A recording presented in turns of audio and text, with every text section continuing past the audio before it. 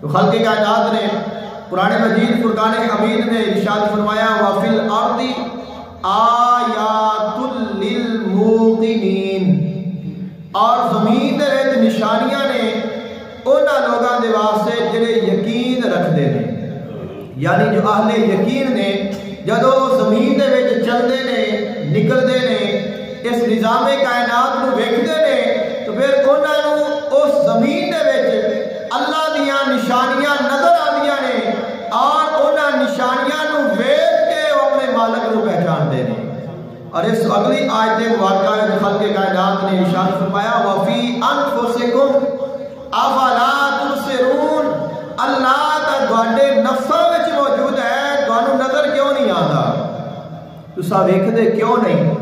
یعنی انسان اللہ دی تلاش وچ ہے کہ اللہ کتھے ہے، اللہ کس مقام تے ہے۔ خالق کائنات نے فرمایا کہ اللہ تا تیرے وچ موجود ہے۔ وَفِي أَنفُسِكُمْ قرآن دے لفظ نے، کوئی کسی دی اپنی گل نہیں ہے۔ خالق کائنات نے فرمایا وہ تمہارے نفسوں میں موجود ہے۔ افلا تبصرون، تم دیکھتے کیوں نہیں؟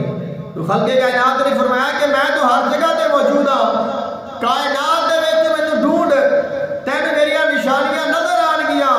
او کائنات تو بڑی وسیع ہے، فرمایا اپنے آپ نو ویکھ، جدوں اپنے آپ نو ویکھے گا، آدھی ذات نو ویکھے گا، تینوں حق دی پہچان ہو جائے گی۔ جڑا انسان دا اپنا نظام ہے، جسمانی نظام ہے، وہ بھی انسان دی مرضی دے نال نہیں چلتا، انسان دی مرضی دے نال نہیں چلتا۔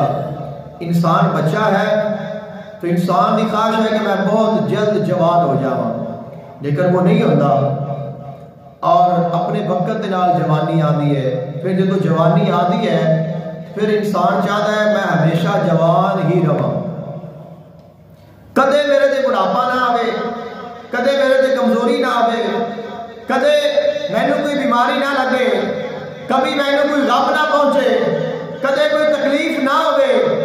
لیکن غم بھی آدھے نے، پریشانیاں بھی آدیاں نے، بیماریاں بھی آدیاں نے، کمزوری بھی آدھی ہے، بڑھاپا بھی آ جاتا ہے، طاقت بھی ظاہر ہو جاتی ہے۔ انسان اپنی ساریاں کوششیں کرتا ہے، خوراک بڑھاتا ہے، دوائیاں کا استعمال کرتا ہے، مختلف جو اسباب نے انہوں نے اختیار کرتا ہے، انہوں کا فائدہ تو ہوتا ہے، لیکن جو اللہ نے کرنا ہے وہ ہو کے رہتا ہے۔